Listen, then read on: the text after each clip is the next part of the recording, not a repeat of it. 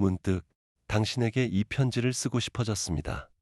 당신의 옆자리 동료, 아파트 경비원, 마트 계산대에서 매일 마주치는 그 사람이 당신이 짐작하는 것보다 훨씬 더 많이 당신의 신앙을 읽어내고 있다면 어떻겠습니까?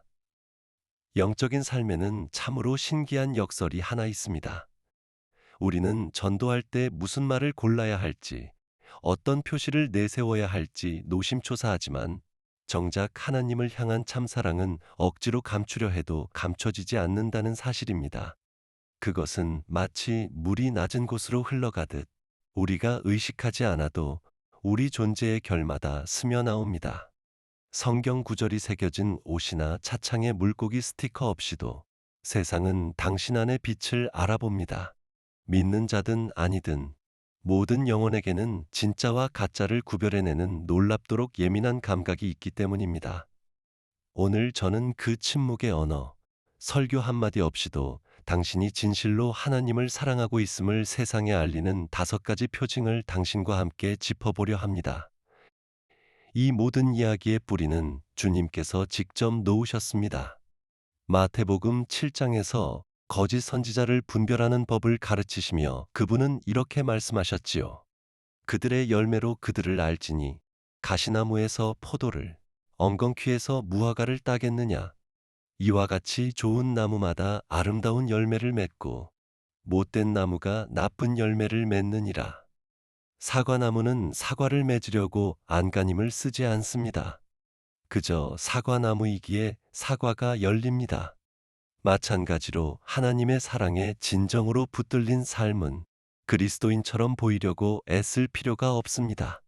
그것은 계산된 종교적 몸짓이 아니라 새로운 본성에서 저절로 흘러나오는 성령의 열매이기 때문입니다. 세상은 연출된 신앙에 지쳐 있습니다. 그러나 진짜 열매를 목격하는 일에는 여전히 목말라 있습니다. 첫 번째 표징부터 살펴봅시다. 가장 평범하면서도 가장 강력한 자리, 바로 당신의 입에서 시작되는 신호입니다. 잠언 18장은 우리에게 두렵도록 무거운 진실을 알려줍니다. 죽고 사는 것이 혀의 힘에 달렸나니 말은 결코 빈소리가 아닙니다. 그것은 세우거나 무너뜨리는 힘을 실어 나르는 그릇입니다. 하나님과 깊이 동행하는 사람들은 거룩한 어휘로 남을 감동시키려는 것이 아니라 마음이 이미 변했기 때문에 저절로 다른 방식으로 말하기 시작합니다. 그들의 언어는 경건한 삶의 향내를 자연스레 풍깁니다. 이는 예의범절의 문제가 아니라 성령께서 우리 안에 거친 모서리를 다듬으시고 비난을 격려로 뒷말을 세움으로 바꾸어 가시는 깊은 사역의 흔적입니다. 그런데 이 신호는 어디서 가장 뚜렷이 드러날까요? 강단도 성경 공부 모임도 아닙니다. 아무도 지켜보지 않는 순간입니다. C.S. 루이스는 우리의 진짜 성품은 최선의 모습을 보일 때가 아니라 지치고 좌절하고 압박받을 때 튀어나오는 즉각적인 반응 속에 드러난다고 지적한 바 있습니다. 끼어드는 차량 앞에서 해결해주지 않는 텔레마케터와의 통화 속에서 돈 문제로 배우자와 언성을 높일 때, 자리에 없는 동료를 화제로 삼을 때 바로 거기서 열매가 드러납니다. 카펫에 주스를 쏟은 아이에게 건네는 말투에서, 까다로운 고객 앞에서의 인내에서, 뒷담화의 유혹 앞에서 침묵을 선택하는 그 짧은 순간에서 말입니다. 바울은 에베소서에서 이렇게 명합니다. 무릇 더러운 말은 너희 입 밖에도 내지 말고 오직 덕을 세우는 데 소용되는 대로 선한 말을 하여 듣는 자들에게 은혜를 끼치게 하라. 하나님을 사랑하는 이들의 말은 단지 곱기만 한 것이 아니라 실제로 선한 일을 해냅니다. 세우고 치유하고 은혜를 전달합니다. 세상은 그 이름을 몰라도 하늘의 손길이 다듬어 놓은 마음의 소리를 알아챕니다. 두 번째 표징은 첫 번째와 나란히 걷습니다. 신앙에 대한 담담한 당당함입니다. 여기서 저는 분명한 선을 그어야겠습니다. 저는 사람들의 목에 신앙을 억지로 밀어넣거나 성경을 몽둥이처럼 휘두르는 일을 말하는 것이 아닙니다. 로마서 1장에서 바울이 보여준 그 조용하고 흔들리지 않는 확신을 말하는 것입니다. 내가 복음을 부끄러워하지 아니하노니 이 복음은 모든 믿는 자에게 구원을 주시는 하나님의 능력이 됨이라. 바울의 이 당당함은 교만이 아니었습니다. 너무나 귀한 보물을 발견한 사람이 그것을 숨기는 일이야말로 어리석다고 여긴 자의 담담함이었습니다. 이 당당함은 요란하지 않게, 그러나 매우 자연스럽게 드러납니다. 대화 중에 일상의 다른 화제처럼 하나님을 언급하는 것, 큰 소리 없이도 은혜에 대해 공공연히 감사하는 것, 교회를 다니는 사실이나 신앙이 결정에 영향을 미친다는 것을 굳이 숨기지 않는 것입니다. 이것은 무언가를 증명하려는 불안한 과시와 자신이 누구인지 아는 자의 건강한 안정감 사이의 차이입니다. 물론 이런 정직한 신실함에는 대가가 따릅니다. 점점 세속화되고 때로 적대적인 세상에서 공공연히 그리스도를 따르며 산다는 것은 용기를 요구합니다. 바울은 젊은 디모데에게 권면했습니다. 그러므로 너는 우리 주의 증언을 부끄러워하지 말라. 오늘날 이것은 생명과 결혼의 존엄에 대한 성경적 가치를 시대에 뒤떨어졌다고 여기는 직장에서 옹호하는 일일 수 있습니다. 저속한 대화에 정중히 동참을 거절하는 일일 수도, 인기를 잃더라도 성경적 원칙을 지키는 일일 수도 있습니다. 하나님을 사랑하는 사람은 이렇게 잔잔한 용기를 키워갑니다. 논쟁을 찾아다니지도, 그렇다고 비난이 두려워 입을 다물지도 않습니다. 이렇게 자기 신념을 위해 값을 치르려는 태도는 동의하지 않는 사람들조차 은근히 존경하게 만듭니다. 그것은 이 사람을 이토록 견고하게 하는 것이 무엇인지 궁금하게 만드는 거부할 수 없는 호기심을 낳습니다. 그러나 이 용기는 반드시 지혜의 다스림을 받아야 합니다. 당당함이 무례함이나 둔감함을 허락하는 통행증은 아닙니다. 바울은 골로새서 4장에서 이렇게 조언합니다. 너희 말을 항상 은혜 가운데서 소금으로 맛을 냄과 같이 하라. 그리하면 각 사람에게 마땅히 대답할 것을 알리라. 소금은 보존하고 맛을 냅니다. 우리의 말도 그래야 합니다. 타이밍이 있어야 하고 성령의 인도에 민감해야 합니다. 예수님은 이 점에서 완벽한 본이셨습니다. 그분은 교리적 선언으로 대화를 시작하지 않으셨습니다. 대신 이야기를 들려주시고 질문을 던지시며 더 깊은 대화로 이어질 자연스러운 문을 여셨습니다. 동료가 개인적인 어려움을 털어놓을 때 그거 참 힘드셨겠어요. 제가 기도해드려도 될까요? 라고 묻는 것이야말로 소금으로 맛을 낸 말입니다. 반면 맥락도 없이 회의 도중 성경 구절을 들이대는 것은 누군가의 눈에 소금을 뿌리는 것과 다를 바 없습니다. 이 용기와 지혜의 조화는 어디에서 나오는 걸까요? 그것은 사람의 인정이 아니라 그리스도 안에서 안전한 정체성에서 흘러나옵니다. C.S. 루이스는 위장된 종교적 교만의 위험을 예리하게 경고했습니다. 그는 많은 이들이 남의 영혼을 진심으로 염려해서가 아니라 다른 신자들에게 좋은 인상을 주거나 보이지 않는 영적 점수판에서 점수를 따려고 전도한다고 지적했습니다. 바울은 갈라디아서 1장에서 모든 것을 가르는 질문을 던집니다.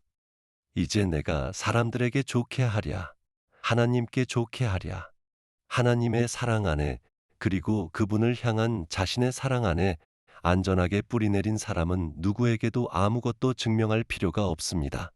그들의 신앙은 눈동자 색이나 웃는 방식처럼 그들 자신과 뗄 수 없는 일부가 되어버렸기 때문입니다.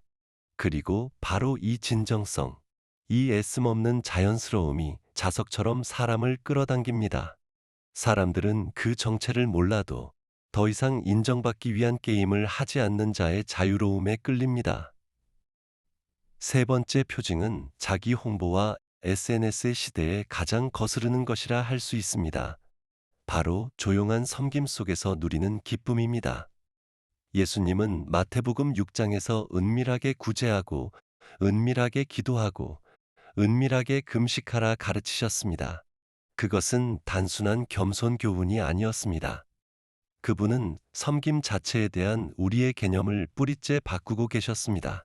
참된 섬김이란 인정을 얻으려고 하나님이나 사람들에게 내미는 청구서가 아니라 이미 받은 사랑에 대한 자연스럽고 넘쳐 흐르는 응답이라는 것을 보여주신 것입니다. 하나님을 사랑하는 사람은 아무도 보지 않고 아무도 박수치지 않으며 그 어떤 좋아요도 받지 못할 행위에서 깊은 만족을 발견합니다.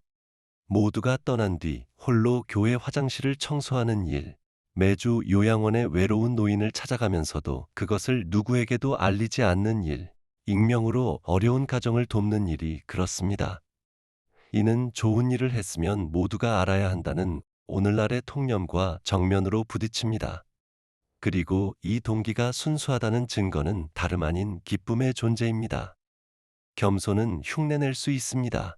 의무감으로 이 악물고 봉사할 수도 있습니다. 그러나 순전한 사랑에서 솟아나는 섬김의 기쁨만큼은 위조가 불가능합니다. 바울은 고린도후서 9장에서 말합니다. 하나님은 즐겨내는 자를 사랑하시느니라. 이는 우리가 내어드리는 모든 것, 시간과 에너지와 재능에 다 적용됩니다. 갓난아이가 있는 가정에 몰래 밥을 지어다 주며 그들의 하룻밤 짐을 덜어주었음을 아는 은밀한 기쁨을 생각해 보십시오. 교회 유아실에서 아이들을 돌보며 부모들이 방해 없이 예배드리게 하는 기쁨. 자신이 누군가의 승리에 한몫했음을 그 사람이 결코 알지 못할 그런 기도의 기쁨을 생각해 보십시오.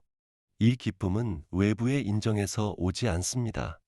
그것은 모든 섬김 중 가장 위대하신 분, 하나님 자신의 성품에 참여하는 데서 오는 것입니다. 조용한 섬김은 본질적으로 은밀하고도 강렬한 예배의 한 형태입니다. 바로 여기서 골로새서 3장의 말씀이 살아 움직입니다. 무엇을 하든지 말에나 일에나 다 주 예수의 이름으로 하고 그를 힘입어 하나님 아버지께 감사하라. 우리의 진짜 청중이 하나님이 되실 때 사람이라는 청중은 아름답게도 무의미해집니다. 이는 우리를 외부 평가라는 폭정에서 자유롭게 합니다. 갑자기 가장 하찮은 일도 거룩한 행위가 될 수 있습니다. 예배당 의자를 정돈하는 일은 더 이상 티도 안 나는 잡일이 아니라 왕을 맞이할 자리를 준비하는 일이 됩니다.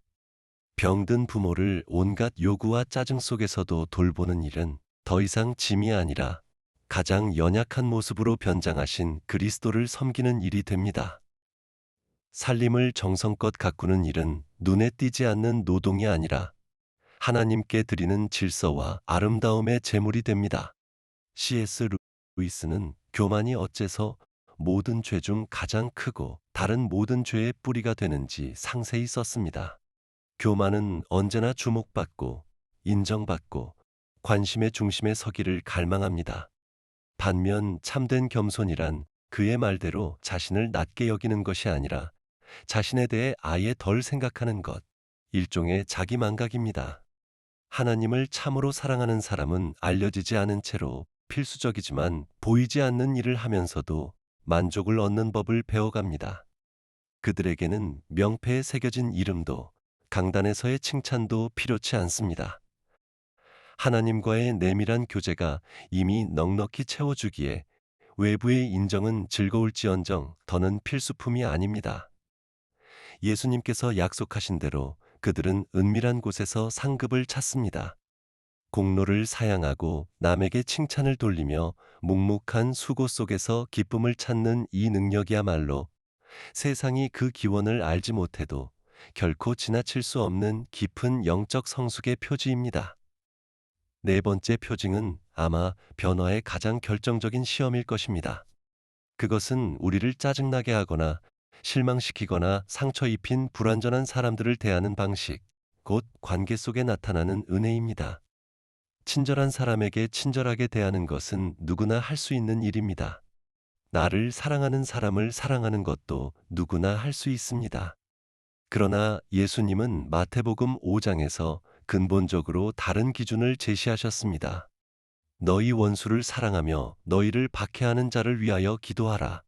이같이 한즉 하늘에 계신 너희 아버지의 아들이 되리니.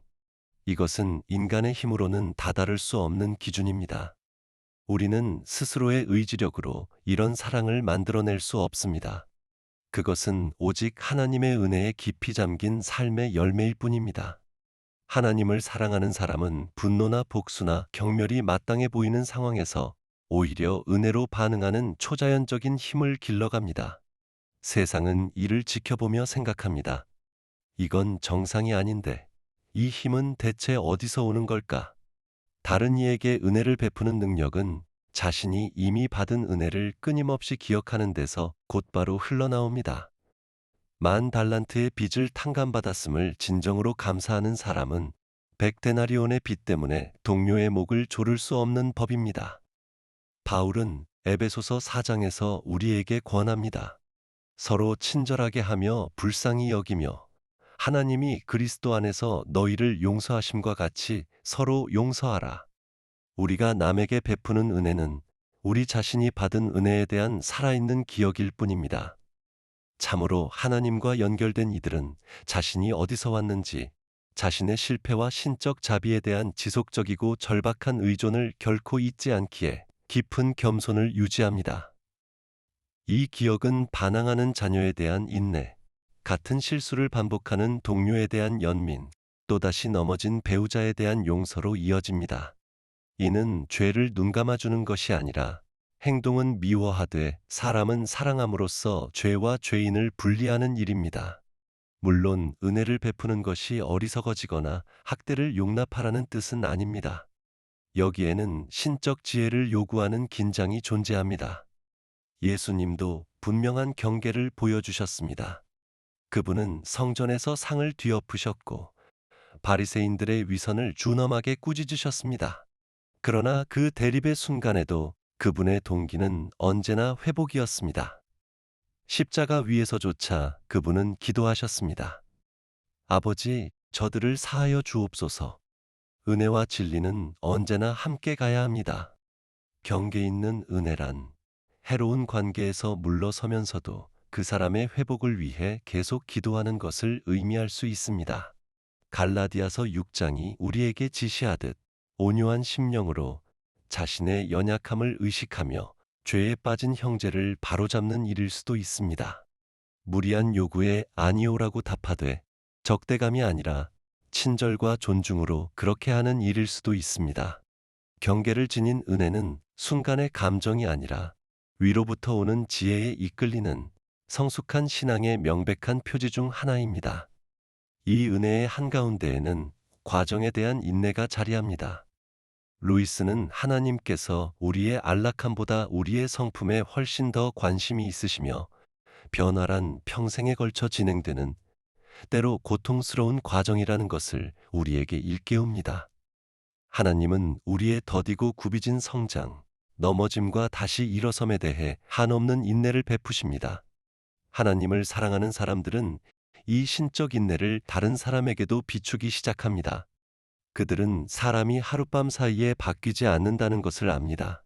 즉각적인 완벽함을 요구하지 않고 첫 번째, 두 번째, 세 번째 실망해서 누군가를 포기하지 않습니다. 이는 미숙한 신자를 인내로 목양하는 데서, 서로 성장을 약속한 부부가 어려운 결혼 생활을 지켜가는 데서, 더디게 자라는 제자에게 시간과 에너지를 계속 쏟는 데서 드러납니다. 이 인내는 수동적인 방관이 아니라 그 사람의 삶 속에서 지금도 일하시는 하나님의 주권을 향한 능동적인 믿음의 표현입니다. 판결 대신 은혜를 베풀고 혼란에 빠진 이들 곁을 지키려는 이 의지야말로 우리가 상처 입은 세상에 내어줄 수 있는 하나님의 사랑에 대한 가장 웅변적인 증거 중 하나입니다. 이제 다섯 번째 표징을 나누겠습니다. 가장 미묘하면서도 가장 포괄적인 표징, 곧 일상 속에 스며든 하늘의 임재입니다. 하나님을 참으로 사랑하는 이들은 평범함 속에서 거룩함을 알아보는 법을 배웁니다. 그들은 데살로니가전서 5장의 말씀을 살아냅니다. 항상 기뻐하라. 쉬지 말고 기도하라. 범사에 감사하라. 이는 거짓 행복을 연기하거나 삶의 고통을 외면하라는 명령이 아닙니다. 그것은 영원하신 분과 나누는 교제를 통해 얻게 되는 가장 평범한 순간 속 하나님의 임재를 알아채는 능력입니다.